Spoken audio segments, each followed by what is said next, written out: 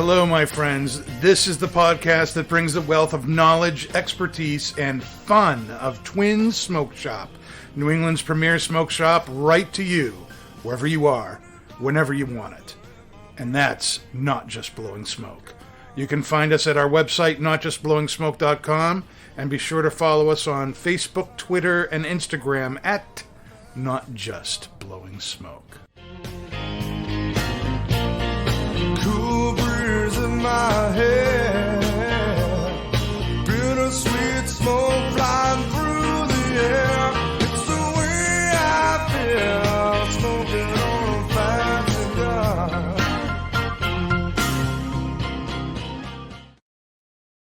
All right, everybody, that was Jeff Pitchell's Fat Cigar you were listening to, and that means it's time for Not Just Blowing Smoke. Coming at you live from our studio headquarters in Londonderry, New Jersey. I was thinking about New Jersey a few minutes ago. It's wet, and it's rainy, and it's dark and nasty, but here we are, ready to go.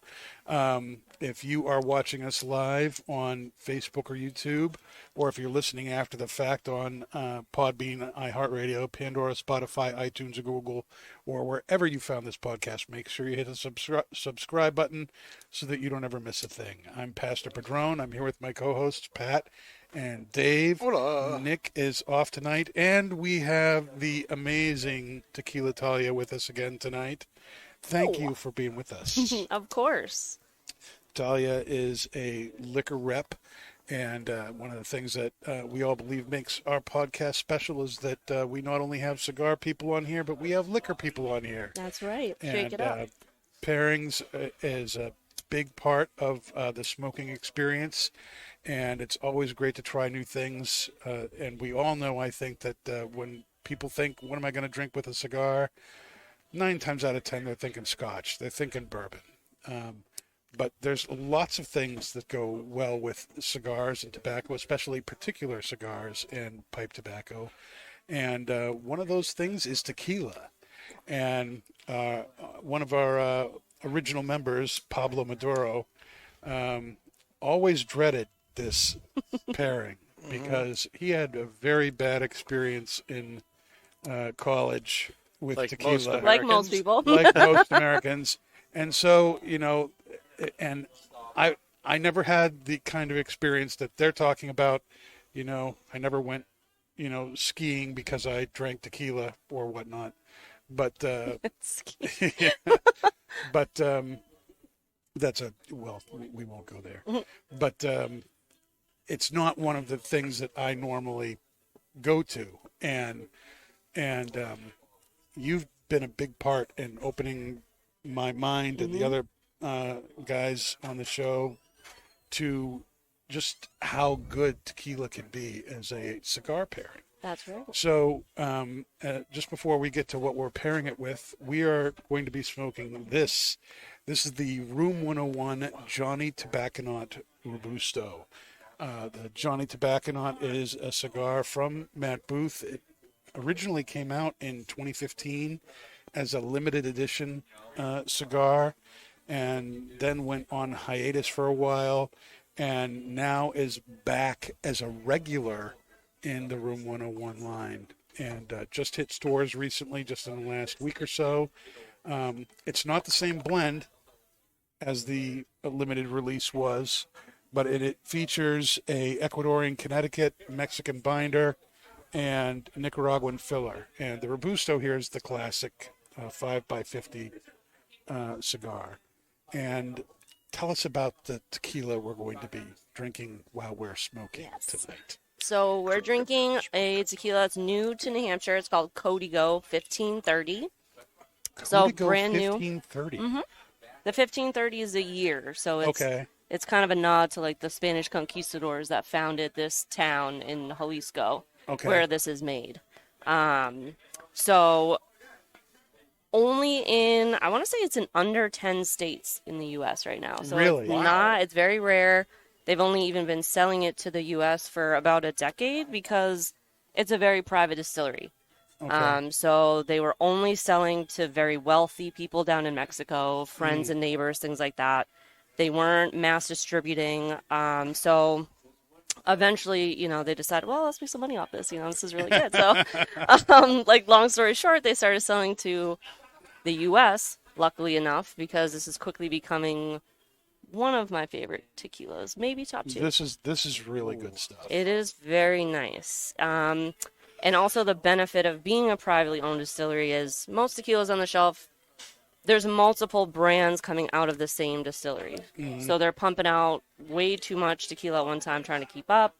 They're picking the agaves too early, so they're having to add sweeteners to make up for the lack of the sweetness in the fruit. So they control everything at their distillery, and they do none of that. There's no additives, very, very clean, and they let their agaves mature, so it has real flavor, not just additive flavors. How do you know anything about how long it takes an agave plant to mature before they can be used? They go 7 years. 7 years. 7 freaking years. I had And they no are idea. How much very is the big. bottle? Right now, this bottle, the Blanco, is $45 retail, but it's on sale for $35. What? Yeah. I was getting ready for you I to know. say, like, $100 $200. Yeah. Like, Nope. darn. Yep. Oh, so when you get to the extra añejos, the extra añejo is like 200 something, but the Blanco retails 45 What? in New Hampshire. I know. Picking some up tomorrow. That's everybody that Now, has tried what this has told me that. What takes the Blanco $45 to the $200 price tag? What's the difference? Is it worth the price difference in taste? Yes, because first it's labor intensive because now they're taking barrels and they're using to age their tequila. They're using French Cabernet barrels from the Napa France? Valley. From the Napa Valley. From the Napa Valley. But it's French oak. So it does originally, so the French Napa, oak from they use California. wineries. The wineries get their barrels from France, okay? Okay. But most tequilas are aged in American oak. French oak. It's in France. California wine. Okay, so are we interested or no? Yes, Okay. we're very interested. So they're taking these barrels, right? Again, French Yes. oak instead of American oak, like most tequilas, and they have to char the inside now. So Okay. they're breaking down used barrels. They're using the broken down barrels as the flame to char the aging barrels, which is also very rare. So there's no waste. They're always using their barrels. And it's adding more flavor. Then it's the time it spends.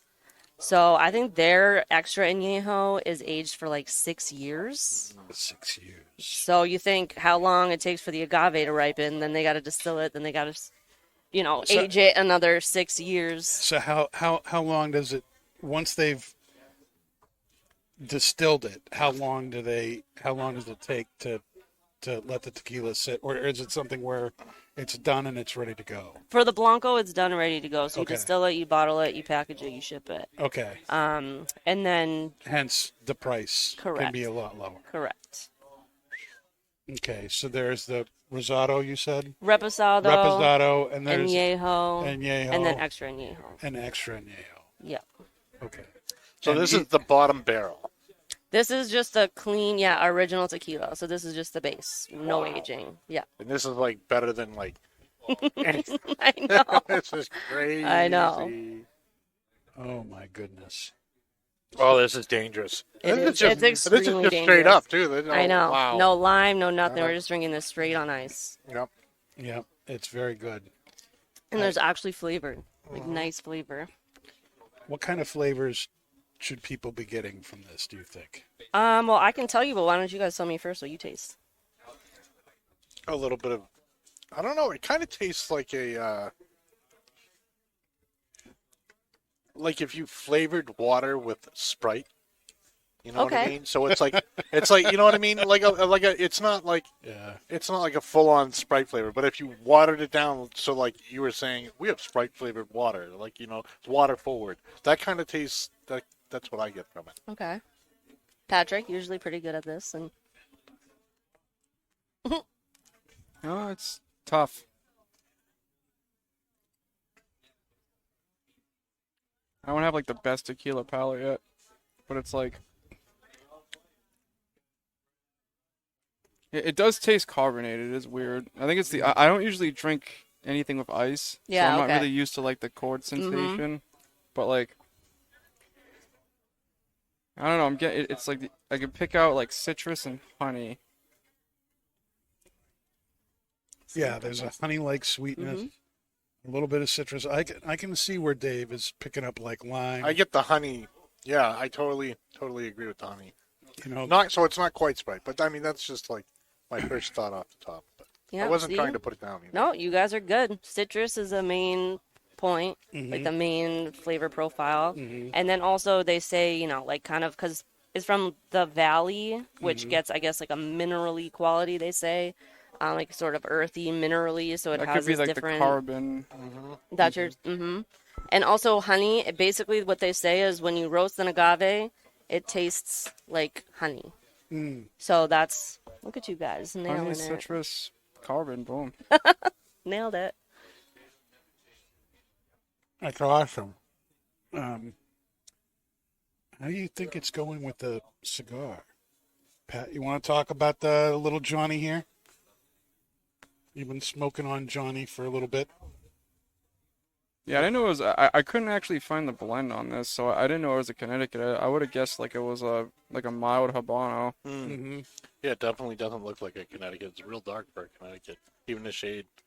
Yeah, it has like when I smoked it, I think it was two days ago. It has like that floral sweetness you get from like as a Cuban-esque kind of profile. It's like really creamy and has like that floral vanilla kind of sweetness. It has a little bit of a white spice. It's nothing too intense. No. And then I don't know, just like it there's a lot of complexity. Since they add the tequila now, it just changed everything. So I'm trying to think of what it was before I actually sipped it. But then the tequila on the finish adds like a really, I don't want to say it's like a honey, but like a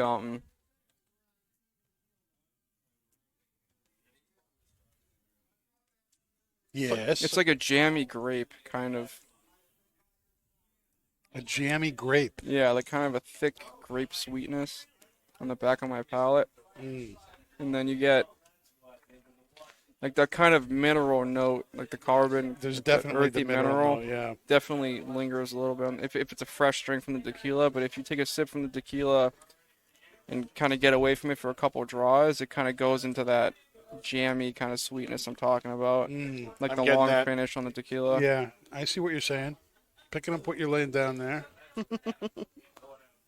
Now, Talia, you know, my favorite question for you is, how does this impact your enjoyment of the tequila? This one, it doesn't like seem to change the flavor too much for me. Like it might make it. It seems a little richer, maybe the flavor of the tequila, like a little silkier. Okay. But other than that, like it's keeping it pretty solid and consistent, which I like. So Dave, what about you? No, I don't think it's really changing the tequila for me either. I think they're both just kind of like hanging together. hanging together. Yeah, Yeah, which is it's like a really good pairing surreal. where They keep their integrity. yeah. But I think the flavors of the tequila really kind of mesh with a cigar. You know, there's that mineral aspect Touch and that of sweetness and that touch of sweetness in the cigar that is also mirrored in the tequila. Look at that. That was So- another blind one. That was a success. See that? We're professionals here, people. But you can still try it at home. If people are going out and looking for tequila, what should they look for in something? If people are shopping, you know, people are freaked out about getting tequila that's going to send them into some kind of weird hangover vortex. You know, what are the things that people should know when they're shopping for tequila? Quality. I mean, don't go buying bottom shelf tequila. If it comes in a plastic bottle, put that back, please. Like, the biggest thing I can say is don't cheap out on your tequila. You don't have to go crazy and buy like an $80, $100 bottle. But I would say You know, as long as you're going over 30, 40, you shouldn't have that nasty hangover. Mm-hmm. You know, it's a very clean when you get a high quality tequila. Now, just because it's expensive doesn't mean it's high quality, so do your research too. But as long as you're not getting the rot gut or the well, you're usually pretty safe. The rot gut tequila. It looks like a High West bottle. Oh, it kind of does, doesn't it? Has like those like, I don't want to call it air bubbles, but that It weird. does have a little air glass bubble in the kind of glass. thing. Yeah, it's a very cool bottle. When you came in a couple of weeks ago, or it was longer than that, I guess, wasn't it? Was it before I left? I think it was Vacation? before. Yeah. So yeah, a couple weeks. Yeah, and you brought this in for us to try, and it was. I think everybody who tried it was impressed. Yeah, and it was funny because nobody was going to. When Yeah. I first brought it in, they're like, "Oh, we'll just do it. That's fine. We don't need to try it." And then one by one, you were all like, "I'll take a little sip. Oh, We I'll all try fell it." to the spell of Tequila Talia. Everyone does. Mm-hmm. Mm-hmm. So what have you been up to lately since you've been on the show last? It's been a while. Yeah, when did we do that gin one? Like a month? Was that more than a month? I can't Oh, keep track a of while summer ago. anymore. Really? Yeah, it's been several months since you've been I wouldn't on. say several. 6 weeks. Several months. No. been a while. Anyway, It's been a while. It's been more than a month. I'll give you to 8 weeks. 6 to 8 Anyway. weeks. Yeah. The only thing really besides work is I went to York for that week, which Yeah. was awesome. The one full, beautiful, summery week in summer. I happened to be at the beach all week. It was perfect. Awesome. That's awesome. 85 and sunny every day. There was like one rainy day, which, So You did you always just need go that to the one beach rainy and day. hang out? Did you oh yeah. do when you go to the beach, are you one of these people that just sits in the sand and suns himself? Or are you like Active. in the water, active? You know, I'm what do water. you like to do? I'm in the water. I'm taking walks. I'll sit and read here and there. So I'll read for a little bit. Yeah. And then I'll get up. I'll come back and snack. But I'm always bouncing around. Yeah. I can't just lay out. Not only will I just fry beyond belief, but I love being in the water. Oh, yeah. So that's kind of where I'll go in, come out, warm up, dry off, go back in, walk on the beach. And the water is actually really nice when I was there. Yeah. I mean, we got used to it like that. We were swimming. How often do you actually just take swims in the coast of Maine and Yeah. are comfortable in the water and not Serious. freezing? Serious. I mean, I had some family up from Florida to visit my mom, her younger brother and sister, and they both live on the west coast of Florida, and they're saying that right Oh, now the water's over 100 degrees. insane. That's It's- gross. it's- That's too hot. Yeah, it's like you get hit with the wave and you feel hot. Not even cool. It's like I think they said that at one point it was 115 degrees. The ocean was 115 degrees. I can't even imagine what that feels like. Yeah, it's nuts. Because that's like beyond bathwater. That's gross. That's like beyond hot tub. That's like, Yeah. what? That's too hot. Yeah, nastiness. Now, them being 70s, 80s, They love it. They thought it was great. This is great. But now no self-respecting Floridian is going to go swimming in anything that's less than 70 degrees. Of course. Up here, if the water gets to 60 degrees, we're cheering. Oh, yeah. And if you can be in the water comfortably, and it gets 65, 70 degrees, worth loving it. Mm-hmm. I love So, going to yeah. Florida in the wintertime, like January, February, and going swimming and seeing how the locals like, what are you doing? Yeah, they're all in sweaters and Yeah. everything. Yep. That's how it is. What are the best ways for people to enjoy tequila? Well, when you're going for a Orally. nice quality Very good, Dave. Very good. You want fresh juices. Let's be real. Most people are getting hungover from tequila because they're drinking house margaritas and it's half sour mix, right? So the sugar is what's killing you more than the tequila. So skinny margaritas, Jamaican margaritas, where it's just fresh juices, no sour, none of that bottled stuff, is ideal, especially when you have a nice quality tequila and then you can actually taste the tequila. Palomas are really popular right now as well, What's in a which Paloma? is it's grapefruit juice and or grapefruit soda, but there's always a carbonated element. So Okay. I like to do just grapefruit juice, soda water, and lime juice.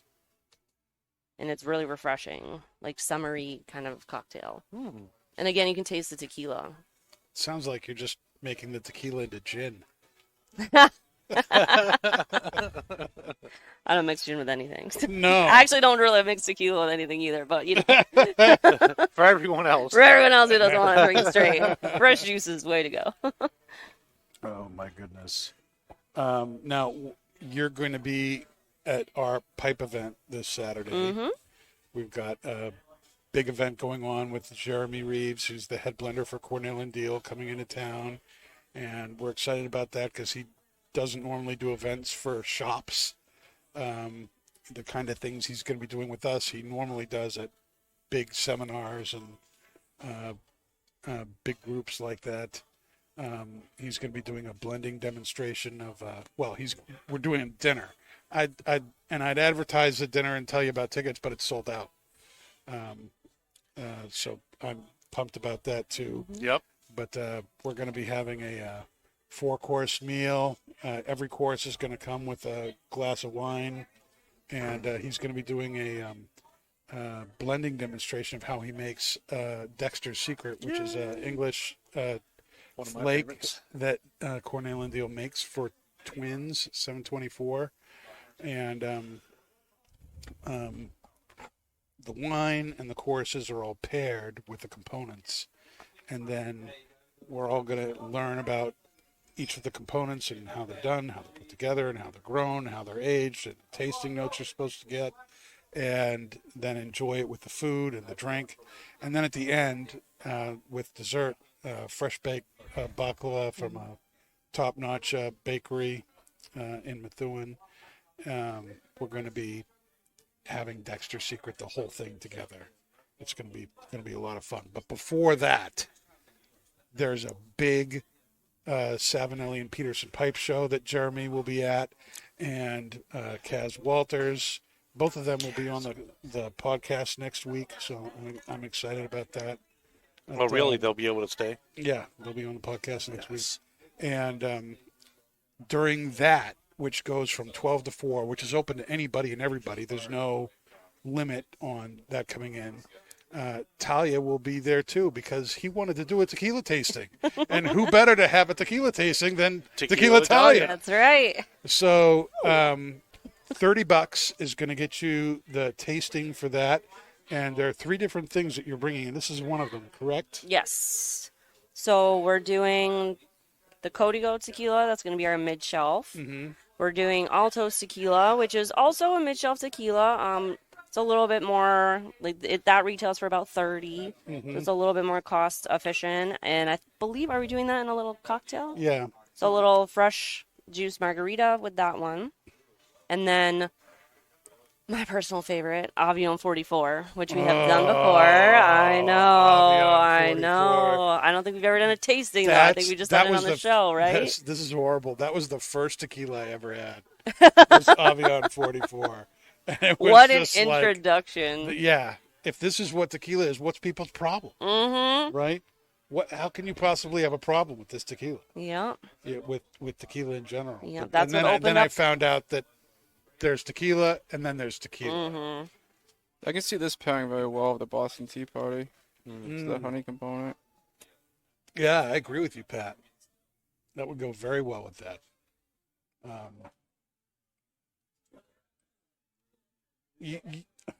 Well, let me collect my thoughts.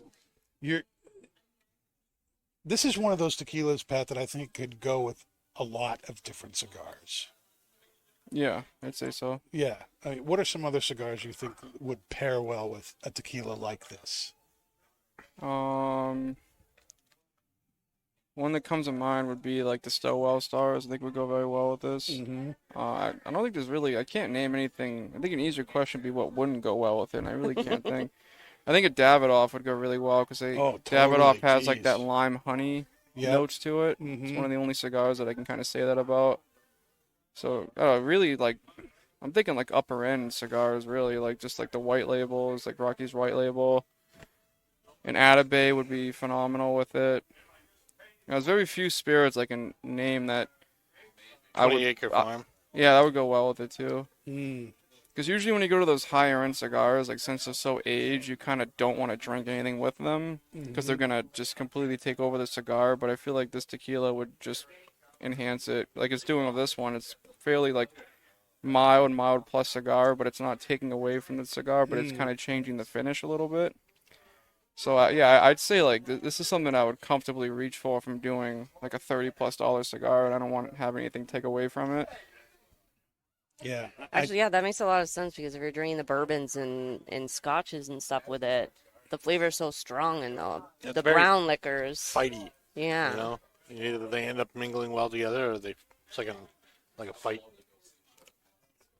Now, we read that quote from Matt Booth that this was a very nuanced cigar that had a lot going on. It was not monochromatic, and it was set to bring you on a galactic experience.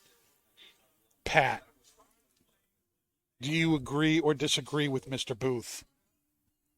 Are you having a galactic experience?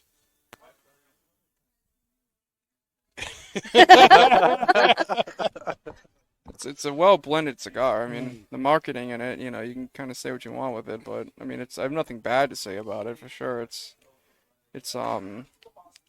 definitely got a lot going on for a Connecticut cigar. Yeah, I mean, I could definitely say it's not your typical Connecticut for sure. I mean, before you said Connecticut in the beginning of the show, I was thinking Habano because I tried looking. I found the old blends from the limited releases, but I didn't find anything on this, and I would have guessed like a Habano because it has a little bit more body than your typical Connecticut. It's kind of like the Goss Dayman cigar I smoked the other day. Mm-hmm. Like it's a Connecticut, but it doesn't smoke at all like a Connecticut. It was interesting. Yeah, this has a fair amount of Like second, third, I can say the earth and spice. Yeah, the is spice building is up. really kicking up on the second, third here. No, I think it's. I mean, honestly, ever since like I thought when Room 101 and Matt Booth got bought from Forged, like Scandinavian Tobacco, I thought the quality would go down, but he's done really. I haven't had one cigar that's come out that's been bad. He's done a really great job with it.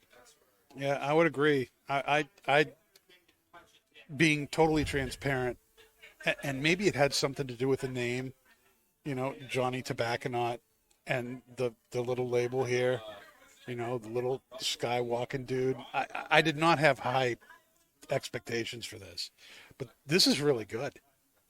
It's very enjoyable, and you know, this is a one of those cigars that just about anybody could smoke. If you're only into Connecticut's, you're gonna like this. That's what it is.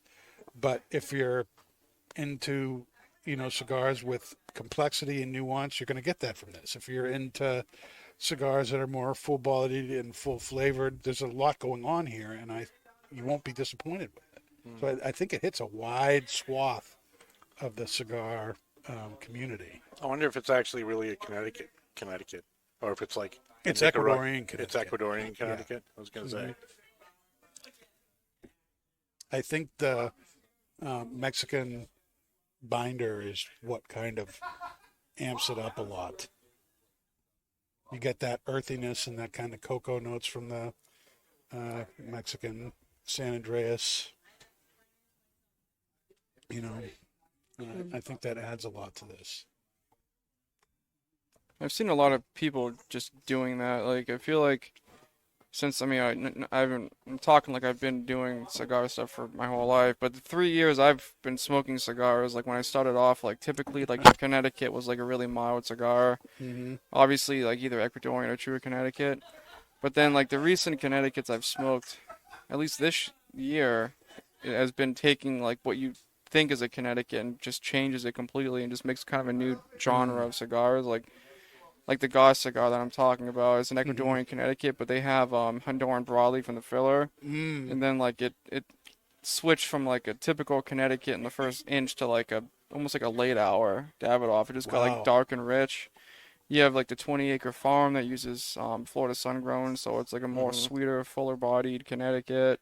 this one here, San Andreas binder, so it has like that creaminess from the Connecticut wrapper, but you get like a lot of those more fuller bodied characteristics just from the tobacco that they're putting inside of it. Yeah. So it's one of those, like, you know, we joke around saying that the darker wrapper doesn't mean it's stronger, but typically it's true just because of what they put inside the cigar. But a lot of the Connecticut's nowadays, like, lighter wrapper, but they have stronger tobacco inside. So it's kind of interesting how it seems like a lot of the companies are kind of moving to that more untraditional Connecticut approach. Would you call this a straight medium cigar? I think by the second, third, you start getting to that medium range, yeah. Yeah. Let's do the 724 flashback right now. The 724 flashback is a weekly segment highlighting historical events brought to you by 724 Cigars. Smoke a piece of history. And this week's thing is that on this coming Saturday, when we'll be having our pipe show and dinner, August 12th, 1981. Dave, do you know what happened that day? No. IBM released its first personal computer. Aw, that's sweet. And Apple laughed at them and then lost more than 50% of the market. And then caught back Hands up off later. But because they had, basically open software, and they could, third parties could add or, add on to it and everything, it really took off, and it just changed. It changed the world, literally. And, how many of us, do you all have personal computers now? Whether it's a laptop or something else or a tablet. I have one. What was your first personal computer that you had? My family we got our first desktop. I want to say around about, I was probably 6, so like 96. 6. That's so Because it was cute. before my sister was born, so it was pre-98. Mm-hmm. Yeah. Dave, do you remember what it was for us? We had an Atari 2600, Atari 800. Atari 800, that's right. And Dad reprogrammed it. Yeah. He stripped it of its memory and reprogrammed it. And I remember being like 9 years old, and we'd get these antic magazines that had video games in the back that were written in BASIC, and you could type them in. And it was probably like a couple dozen pages of code. And I'd just sit there for hours and type it in. And, Dad was real happy because I was quiet and occupied. Yeah, no, true. What still boggles my mind is that first computer came with a stunning 14K of memory. Mm-hmm. When I save a And that thing was like $2,000. yeah, and when I save a And humongous. when I save a sermon that I do like on a Sunday, it's a lot bigger than 14K. And when you think of it like that, it's just nuts how far we've all come and everything. I mean, can you even imagine getting through the life without one of these things now? Well, I mean, Tragic. even more, like half of that memory, probably less than half of that memory, that's what they had on the Apollo 11 mission to the moon, that held their life support, their guidance system, like everything. Yeah. And it was like less than half of that. Like It's just crazy. Well, it's freaking nuts, man. Yeah. Yep. Absolutely technology nuts. came way too far, way too fast. Spooky now. And that has been the 724 flashback for this week, a weekly segment highlighting historical events brought to you by 724 Cigars. Smoke a piece of history. Absolutely unequal. Yes, absolutely. So, as we're coming to the end of the first half here, what's our final thoughts on the Johnny Tobacconaut? Is this would you go for this again? What's the price point on this thing? We didn't even mention that. The 13 or price point 14, on this right? is $9. What? This is Wow. $9. That's a fantastic $9 cigar. Mm-hmm. I'm in. Would you smoke it again? If you gave me one. Gave you one. What do you think, Pat? You're a Matt Booth guy. You think he did another hit bringing this back? Yeah, I think it's right up there with everything else. Like I like the Room 101 Farce. It's Yeah. like probably my go-to. But yeah, that's kind of like a late afternoon smoke. I'd say this is a pretty good, like, wake up in the morning black coffee. Mm. Oh, I bet it would go I'd really agree nice with with that. coffee.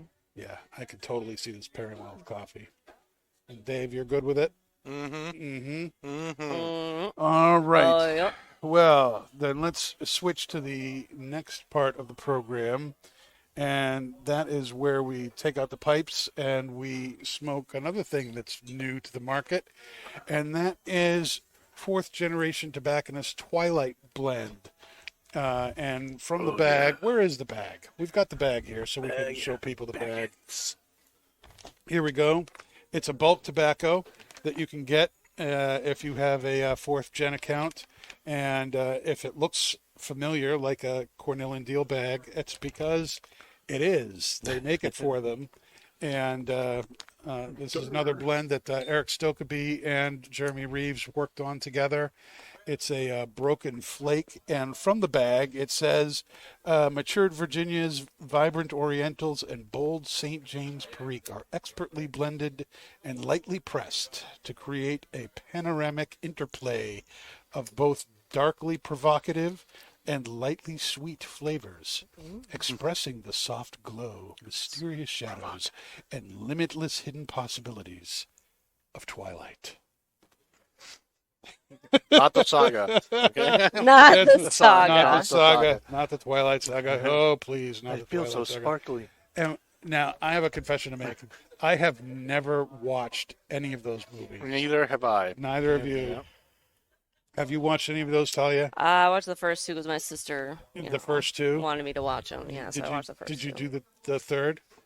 No? No. How No? many are there? There's like 5, right? There's 3, but I think the third one came out in 2 parts. Oh, all right. Yeah, no. So I watched the first 2. Yep. Pat, have you ever seen the Twilight series? I might have watched the first one in like elementary school. No. I can't. Pat, yeah. I keep dating myself with some of this stuff. I can't even. I'm like, yeah. Well, we feel like Twilight is like new and it's like 20 years It's old. not, now. yeah. it is, yeah, it is. It's kind of like Lord of the Rings. Yeah, Oh, I, no, still yeah. can't Harry imagine that Potter. those movies are 20 years old. I know, right? I don't get it. Unbelievable. But here's something else. Another movie that everybody's seen that I haven't seen and have no desire to see whatsoever is Titanic. Don't. It's terrible. It's terrible. It's terrible. Dave, have you seen Titanic? Are we talking about the original? No, the James Cameron movie. No. And I'm sure Pat hasn't seen it. It probably came out before you were born. If things are trending the way they seem to be in our conversation. Oh, wait, which one are we talking about here? The James Cameron Titanic. Is that the one with? James Cameron? You mean the Leonardo DiCaprio? Yeah, Oh, I've seen that. you've seen that. I've seen the Leonardo DiCaprio. I didn't know if you were talking about they made a remake or something like that. So, yeah, I saw that. Yeah, I haven't seen that. Haven't seen The Notebook either. Me either, and I never will. Thank you. Please. Talia, you're What is that? awesome. Come on now. No, What kind none of of I've none of seen this, that. none I've of this seen the stuff. Notebook, yeah. Why did you watch The Notebook? Because at you the have a time I had a girlfriend? girlfriend. That's the same reason why I saw the Titanic. I I've don't been even like. married. I don't even like Leonardo DiCaprio. I've been married for 32 years, and I haven't seen The Notebook. You Does don't anyone have need to to- just because you got a girlfriend. Doesn't mean Mandy you need to has say taste. The Notebook. Well, that may be true. Are you saying you didn't like The Notebook? And yes, you can put some more in there. I cried. You cried? Mm-hmm. You cried in The Notebook? Pat, please tell me you haven't seen The Notebook. I know what it is. You know what it is, but have you seen it? No, I don't know what it is. Oh, you don't know what it is. It's a It's a just a movie. chick flick. It's just the chick definition of a It's chick flick. It's like the chick flick to end all chick flicks. the quintessential chick flick. See? Oh,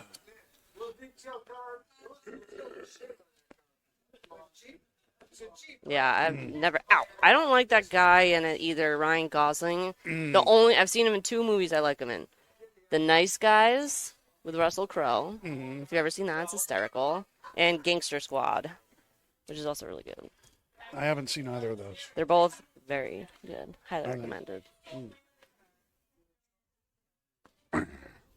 Let's see here.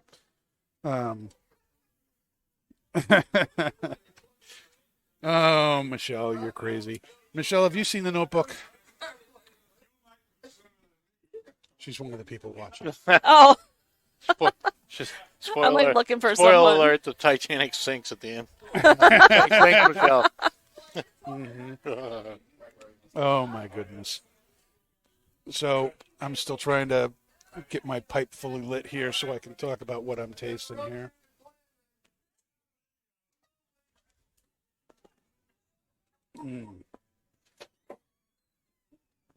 So this just came in just a little bit ago, right after the PTA. No, she is not. Thank you, Michelle. I'm so glad we can still be friends.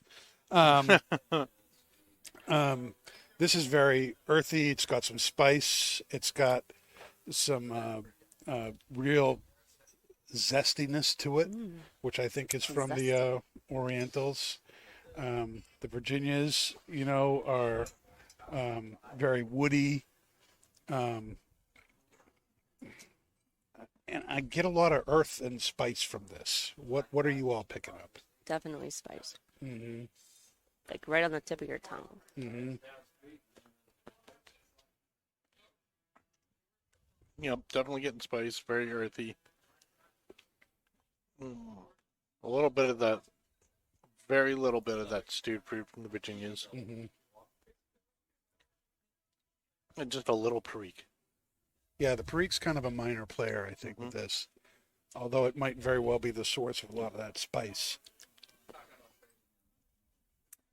Yeah, there we go. It's starting to kick in now. How do you think it's hitting with a tequila, Talia?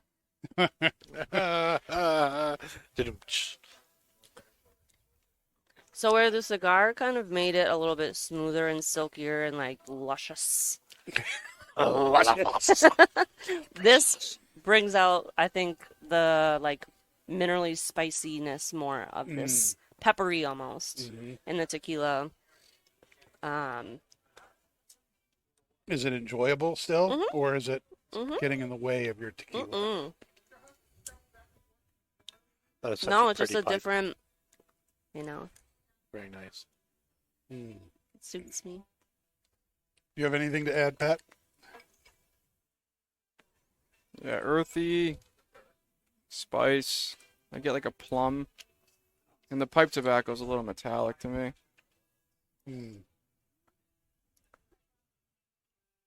Yeah, there's a little metallic kind of tinge on the finish. Not necessarily a bad thing. But I know Eric was excited about this coming out. Yeah, I like this a lot. I don't know if this makes sense. It's bringing out like in the tequila almost like the roasted aspect of the agave. So like not necessarily like the sweetness of the honey like it did with the cigar, but like the roast, like the like almost like char roasted like type. Well, that leads to an interesting question. How do you prepare agave to make tequila? Is it roasted? It is roasted. So brick ovens is traditional. They use their own design. So they use their own ovens that are stainless steel. And they use their own crushing machine as well that they designed that nobody else uses. So when you roast them, they get all cooked down, and then you need to mash them. So they'll use the Tacona wheel, they use machinery, whatever it may be, to get all the juices out and get the pulp out. So their machine that they use actually gets the maximum amount of juice and takes out all of that bitter, like rind. So that's also why it's a little bit smoother than you might think. When you taste this, that's probably the first thing that everyone said to me when they try it for the first time. Like, wow, this is smooth. Yeah, it is very smooth. It doesn't have that like, oh yeah, that's tequila taste when you're drinking it straight. Nope, you don't need any salt. Yeah, so that flavor that they Is salt something you establish. use with tequila when it's cheap? I don't like it. I just don't use salts in general. It's preference really. Are you a salty person or a sweet person? Salty all Salty. day. Salty all day. Oh yeah. Yeah. All right, we can still be friends. I mean, just look at me. Like, listen to my attitude. Of course, I'm a salty person. Yeah, if you give me a choice between like popcorn and ice cream or popcorn and cake, I'm gonna pick popcorn. Oh, If definitely. you're gonna give me a choice between, chips or pretzels or something and something sweet or candy, I'm Yep. gonna pick Right. I'm gonna pick the salty thing. Definitely. Even like my favorite candies are with, peanuts in it. Mm-hmm. Like chocolate covered peanuts or whatever, almonds. Right. And I'm not a, sweet person for breakfast either. I don't play Mm. that like pancake French toast game. I do just eggs, bacon, that kind of stuff. Yeah, that's more my kind of breakfast. Mm-hmm. Bacon. Yeah. I can't do the Captain Crunch kind of thing. Mm. Any kind of cereal that changes the color of the milk is just not going to work with me. Man, it's been a long time since I've had cereal. Yeah, me too. It's one of those things I think you do a lot when you're a kid, but then you grow up and there's eggs and bacon. Cereal, yeah. When you're an adult, cereal's like a late night snack.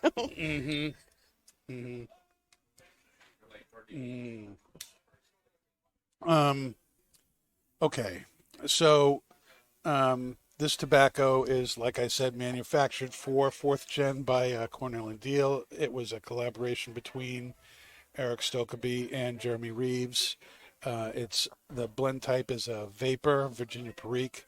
It's Virginia Perique and Orientals. There's no flavorings or toppings added to the tobacco. It's a broken cut flake, and again, it's available as a bulk. And so we sell it here at Twins by the ounce, and you can come to either location and pick it up. But especially the newer blends that Eric's been coming out with. He just released another one too, called the 1989 blend, which has the year his son Max was born, and it's actually Max's blend. Max actually works for a Scandinavian tobacco group who owns Matt Booth's line of cigars now. And that's a Virginia tobacco that he blended, and that's really, really good too. So I mean, the stuff that's been coming out from him lately has been great. I really enjoy it, and even more so because Eric's just the nicest guy. Mm-hmm. He's just so down to earth and humble and approachable. He's here. He is. He's got one of the best histories. His family's been in and around the tobacco business for 4 generations, hence the name. One of the biggest names in pipe tobacco these days. And, he loves kind of sharing the wealth. Every year he's going around and coming up with different collaborations with different companies and different blenders, and same with pipes. His pipes are made by different people, and he's really doing some great stuff. I love seeing the collaboration between things, and all of that. So, all right. So last week we were we planned to have some spots on the show from a friend of mine who did some podcast spots for me when I was on a previous podcast. Michelle Stiles. I know that there are people who are watching the show and listening to the show who are wondering why we didn't do things last week. We wanted to make sure that Kurt Kendall, who is the owner of Twins and 724 and is one of the sponsors of our show, was okay with using her on the podcast. And so we had him listen to her spots, and we had him look at her Twitter, which is where she is, and he was totally fine with everything. So we're looking for something for her to do, help make the show some fun. We want to stay talking about cigars and tobacco and stuff like that. But, Michelle's very good at adding a little bit of spice to things. And, yeah, To put it lightly. to put it lightly. So we're going to play some of the segments that ideas that she put together. And what we want is for our listeners and watchers here to give us a little bit of feedback on which thing you might like to see her do on a more regular basis. I'm not saying it's going to be every week. She's wicked busy and she's going all over the world, and I don't want to give her anything that's going to stress her out. But this could be something that would be a regular thing on the show. And regular could be monthly. It could be, every few weeks. I don't know. But that's what I mean by regular. Anyway, one of the ideas we came up with was a segment called Bitchin' with Styles, in which Michelle, who is a surfer and a model, probably has a lot to bitch about. And it might be fun to listen to some of that and allow us some, give us a topic to maybe talk about or respond to based on what happened here. So why don't we play that segment? Okay. Kitchen with Styles.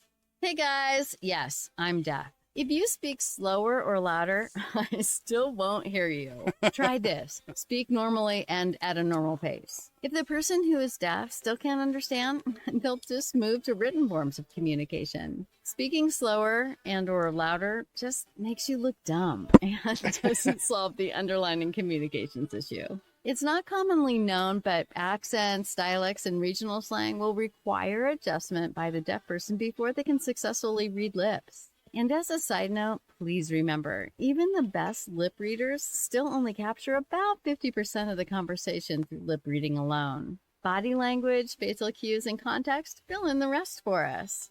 Thanks for your time. This has been Bitchin' with Styles. There we go. What do you know? We've got some deaf people coming here. Mm-hmm. We do. And it's funny watching people interact with them, because the first thing they try and do is talk louder. louder, yeah. And it just doesn't work. And let me tell you, I mean, if you don't know sign language and you realize that a person is deaf and you get out a pad of paper and you start, writing and you hand them a pen, they're like so thrilled with that. It really does make a world of difference when you just. But it is amazing how people just don't get that. I like whipping out my pen on my S23. You like whipping out your pen? Yeah, and just writing on my phone. They're like, oh, because then it's like, I'm like, yeah, free advertising for Samsung. Everybody should have it. All right, and then another idea that we had was maybe Michelle could share a bad joke every once in a while, and she gave us a really bad joke. Let's hear this. Now it's time for the bad joke of the day. I was kidnapped by a group of mimes. They did unspeakable things to me. Okay, I said it was a bad joke. Yes, very bad. Very bad. Cute, kind of funny. Yeah. Oh, man. It might. While I appreciate the bad joke idea, it's so short that it's like I don't know. I don't know what that would. You know what I mean? It's not gonna spur much convo. Yeah. And then the third idea was for her to do something similar to what we did when we were on the previous podcast, and that was, as she went and surfed or modeled wherever she was, she would visit, well, she'd be at the hotel. She'd go to restaurants. If there was a cigar shop in the area, she would go visit it and report on it, and let us know. And how many of us are going to get to a lot of these places? Probably not many, but traveling, eating, food, hearing about cigar shops in all parts of the world, that's something that added a lot of content, I think, to the show. And so this is kind of an update on where she left off from the previous podcast to this podcast. And let's play that. Hey guys, it's Michelle. I've been asked by many devotees of the righteous puffing Pastor Padron for an update. So here it is. My tryouts for the Olympics left me as an alternate, but that's still pretty good. And there's always next time. I'm still surfing the circuit and modeling, though to be honest, it's been more modeling than surfing this year. I recently traveled to Ocean City, New Jersey for a swimsuit shoot. I will be traveling to New Zealand in a few weeks for a surfing engagement. In New Zealand, I hope to check a couple of things off of my bucket list. There are 2 black sand beaches I plan to visit and swim in. The first is Kitty Kitty Falls, and the other one is Kare Kare. Both are breathtaking wonders and are both on my bucket list to enjoy. So a question for the Not Just Blowing Smoke crew. What's the number one thing on your bucket list? Love to all. Peace out. That's a good one. You like that one? Mhm. I like that one. What's on your bucket list? Well, the number one was the Acropolis, and I just did that, so now I gotta get another one. But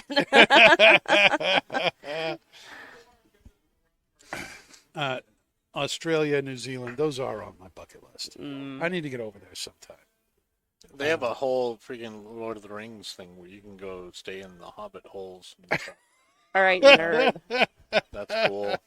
Is it? That is cool. I mean, I don't know. I personally like boycotting New Zealand though, just because they're like so anti-smoke. Yeah, So it's funny because, Michelle told me that one of the things she was going to do was visit a smoke shop over there.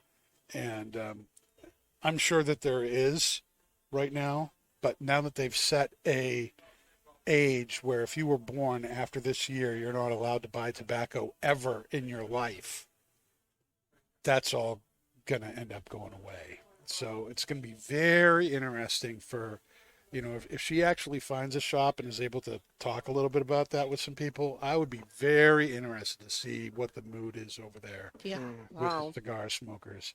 Because whether you're smoking cigars or pipes, I mean, people have been doing that, cigars for hundreds of years, pipes for thousands. So this is something that has been part of the human experience for a very long time, and to take that away is just kind of crazy, I mean, do you think it's gonna end up being like prohibition, where it just doesn't matter, and then they're gonna have to go back? Where there's a will, there's a way. And it really just kind of all depends, I think, on how sheepish people become to the government. If they really kind of align themselves with that idea that, well, it's illegal and I'm not going to do it, or, They have been working very hard to make us sheep lately. well, yeah, New Hampshire, where it's live free or die, you're not going to find a lot of sheep here in New Hampshire. But, Dave, what about you? What's on your bucket list? anything that's out of New Hampshire, I just don't do anything. So I mean, I've never even been on a cruise. I'd love to go on a cruise. That's like number one on my list because I've just never done it. I need to get a passport and pass the port. That would help. Yeah, getting past the port is the first. It's the first thing to getting out of the United States. Yeah. Yep. One of the things on my bucket list was actually getting to a tobacco farm, and this past January, being able to go down to the Aladino farm and see how they do their stuff down there in Honduras was amazing. I totally loved it. 3.5 days That was looked not cool. nearly enough, but that was awesome. Epic to see. It's one thing to know about it. It's another thing to see it and the scale of it. It really is. I imagine it would be like, going to a distillery. It's one thing to know how something's made, but when you go and you see everything that goes into it and how many people have to have their hands in it and how long it takes and all of a sudden you're thinking, The passion they all have. why is that only $45 instead of, oh my gosh, can't they make a tequila for under $40? You know? Michelle also says Lord of the Rings has several spots in museums out there in New Zealand. Yeah. I'm sure it's become a major source of tourism. Mm-hmm. Yeah. Oh, I bet Egypt is. I think Egypt's my number one now that the Acropolis is checked off. Not that I'm not Egypt, going back, yeah. but Egypt. I would be love to really, go to Egypt. Really cool. I would love to go to Egypt. Been to Turkey, been to Istanbul. That's as close to Egypt as I've got. Best thing about being in Istanbul was there were places, you know, well, I don't know that you can at certain points have 1 foot in Europe and 1 foot in Asia at the same time. And that was very cool to be standing on 2 continents. Yeah. That was very epic. And all the mosques over there, those were unbelievable. Seeing, you know, these places of worship that have been standing for 2,000 years, that's just freaking, it's incredible. Rod says retirement is on his bucket list. Yeah. It's on all of our bucket list. I just don't see that happening for me, really, ever. Right. You know, at the rate things are going. No kidding. What about you, Pat? What's on your bucket list? Getting a new pipe? Passing the bar exam. Passing the Passing the bar exam. bar. That's a good thing to have on your Yeah. bucket list. Yep. And, you know, one of the, getting back to like the whole bucket list made me take a leap into pipes, in the sense that I don't need any more pipes. I have enough pipes. All right. You can, once you get into the whole pipe smoking thing, if that's something that turns you on, there is kind of a collector's bug that you get bit with, you know? And so, you know, yes, if you're going to get seriously into pipes, you probably want a pipe for smoking aromatics, and you probably want one for English blends. You probably want one for Virginias and vapors, and one for Burley blend. You can get into all that. Or you can go into the, I want a pipe for every day of the week so that I can have a pipe resting for a week between the times that I smoke it, which I've found doesn't really work, because you end up having your favorites that you smoke anyway. And the other pipes, you know, so you smoke, you know, Saturday and Sunday all week long, and Monday through Friday sits there because they're not your favorites. You know what I mean? But so I've got enough pipes. I don't need pipes. But there are shapes that I would love to have. There are kinds of pipes that I would like to have. And we have this show coming up, and Kaz did a great job, and there's 124 pipes that he sent for this show. It's the most he's ever sent. And one of the pipes... It's the first time we've had 2 brands, too, right? Well, yeah, and now there's actually 3. There's Savinelli, Peterson, and Rossi. And Rossi's owned by Savinelli, so maybe that doesn't count. But there's going to be 3 brands there. But one of the pipes on my bucket list is a volcano shape. And it's basically a pipe that like is narrower at the top, and then it kind of, like a volcano, kind of spreads out at the bottom, you know? And has that demonic person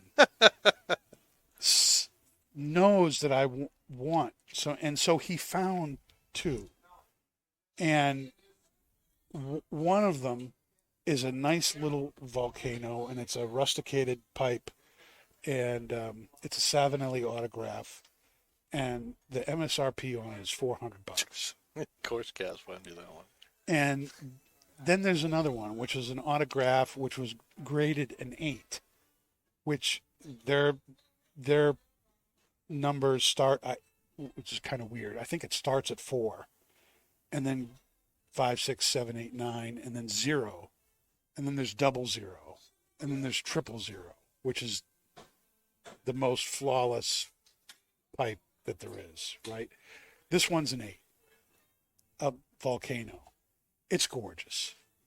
The MSRP on it is $960. Good And I'm Jesus. like, looking at it going, I really want that pipe. And thinking, I really cannot. I really Bye. need to pay my mortgage. I really, yeah, exactly. And it's just like, But that's a really nice pipe. But it's a really nice pipe. And it's just like, Would they really be upset with being a month late? I mean, you know, that complete, they got enough money. he just has no, I mean, and so now I'm trying to go on, not only that, but I'm trying to go on vacation this month too. And so Can I I need sell a extra, couple of my I need pipes? extra money to go on vacation with the family and everything. And now I'm being tempted by, half a dozen pipes that he brought that are all of them are like on the higher end of the, and I'm like, geez, freaking Louise, Kaz, you suck. Yeah. And it's not, you don't even have anything to fight for. Like, hit Kaz, it's my birthday. Nothing. Yeah. Yeah. I mean, look, Kaz, I know you're watching. I'm your biggest account. Show some love. Shut some love. Drop a $900 pipe. Tell- Do it for the anniversary of Not Just Blowing Smoke. There you go. I got That's you pretty close. all 724 cigars. We've created a whole line of pipe tobacco here. Come on, show me some love. Let's work something out. Let's work something out. Let's work something out, Kaz. Okay? Come on. Begging you, Kaz. Oh my gosh, I can't even freaking believe it. Are there things out there that you are lusting after that you really should not do? Always. That's why I have a wish list on Amazon. Mine's mostly trips. Trips for Yeah. you? I'm trying to think if there's some things that I really, No. want. Not that I can think of. Not really. What about- Trips. It's all trips for me. If anytime I hear one of us has to spend, $500 on something like the car, or anytime we have to spend a decent amount of money on something that we need, I get all like, oh, that could have been a plane ticket. That could have been 2 nights here. I think it's mostly trips for me. Getting away. What about you, Pat? It's not really anything big. Maybe like the Impossible 13 Fuente box. It's like $2,600 for 13 cigars. But there's an Opus 25 inside, and I told myself I would smoke one of those before I turned 26. So I feel like that's my only option, is to get that $2,600 box. Now's the time to do it, Pat, because you got disposable income. You know what I'm saying? Like, For if now, you're going I to do mean- it once in your life, this is the time. Yeah, when you get to be, When you don't when do you it have- when you when got a you're wife married, and kids, when you got you're bills when you're and married, stuff have going. 3 kids and a mortgage, This you is the ain't time to spending be $2,600 irresponsible. on 13 cigars. Yeah. Let me tell you, I'm having a hard Without enough getting time trying not buried. to buy a Buried in $500 them. pipe. Jeez. But if you do buy it, my thing to you would be to frickin' smoke them. Don't I put them away. I smoke all my stuff. I only have like 5 months to smoke the. Actually, is it 5 months? I don't even know what. I have 6 months. When you turn 26? February. This February? Yep. Oh, you don't have a whole lot of time. Yeah, 5 months. You Five, gotta- you 4.5. gotta- Is it even available though? Yeah, I can get one. Fucking get it, dude. Seriously. Like, I don't even know why you're thinking about it. It's 26. So what? I'm a Fuente guy. That is an expensive box. He's Pat Fuente. Only Pat Fuente is Pat Fuente. It's a very expensive box. Mhm.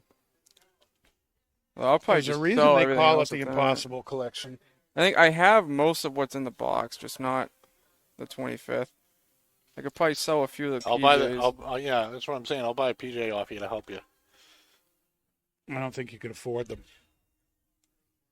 What? What do you want? A couple $100? I'll do that. I think people sell like PJ for 200. I'll help you $200 out. bucks. I'll help you out. I'll do that. At least with the pipe, I get to keep it. I can smoke it over and over and over again.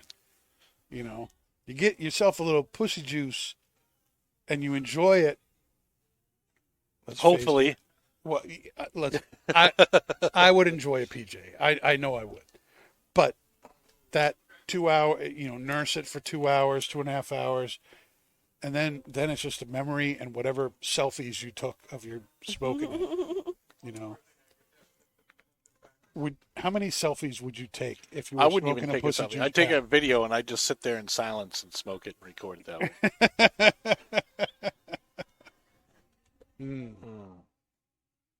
Save it to the PJ. Are we tempting you, Pat? Are you thinking? We do have. Well, see, 4 there's of those. 250 right there for you. Right there. Right, remember? 250. It's gonna be a game time decision. Oh, Just my ask for gosh. money for Christmas towards it from everyone. See how much you get.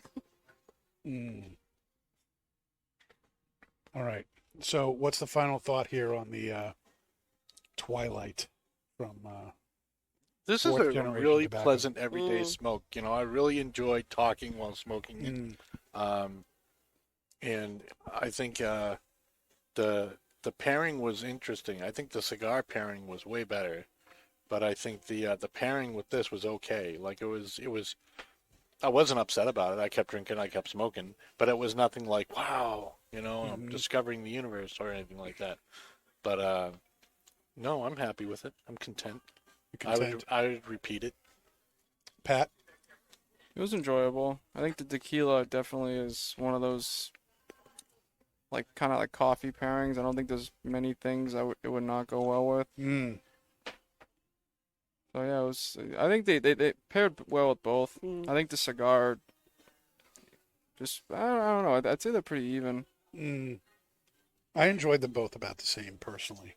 Yeah, I guess it would just depend Different on my reasons, mood. Like different do I- reasons, yeah. but Am yeah. I feeling zesty or am I feeling smooth and sultry?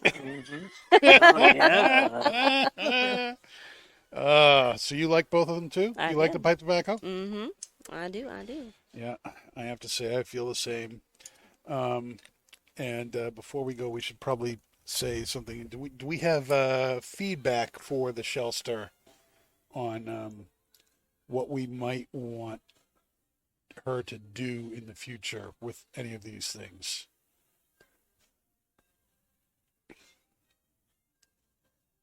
They love the update.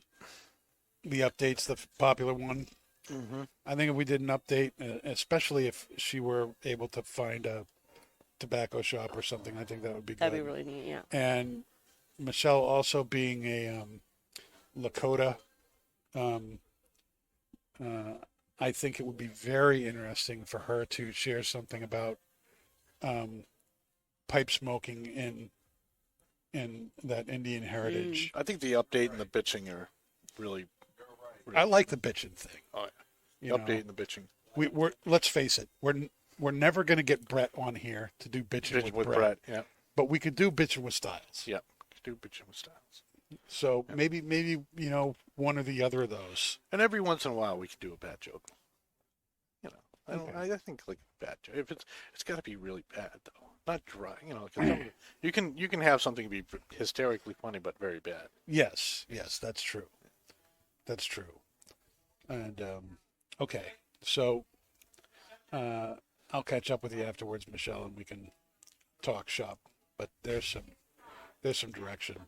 Kurt's big thing was he wanted things to be interesting and provocative, but PG-13. Nothing. But interesting and entertaining was. Are we what talking he about wanted. 1980s PG-13 or 2023 PG-13? Because those are two totally different things. That's true. That's true. I'm going to leave that open to interpretation. Yeah, I don't have the wherewithal to make those kind of decisions. Oh my goodness. Well, Talia, thanks for being with us again tonight. Of This was course. awesome. Thanks for the tequila. Mm-hmm. It's Anytime. just amazing. So Codigo Codigo. You find like, Blanco. the best spirits. Always find the best spirits. All right. Even the gin, dare I say. All right. Well, that's our show for tonight. We'll see you next week when we'll have Kaz Walters from Loud DC Distribution Group and Jeremy Reeves on the show. Don't be late. And that's not just blowing smoke. Amen. You've been listening to Not Just Blowing Smoke, the podcast that brings the wealth of knowledge, expertise, and fun of Twins Smoke Shop, New England's premier smoke shop, right to you, wherever you are, whenever you want it. You can find us at our website, notjustblowingsmoke.com, and keep in touch with us on Facebook, YouTube, Twitter, and Instagram at Not Just Blowing Smoke. Thanks for listening, everybody.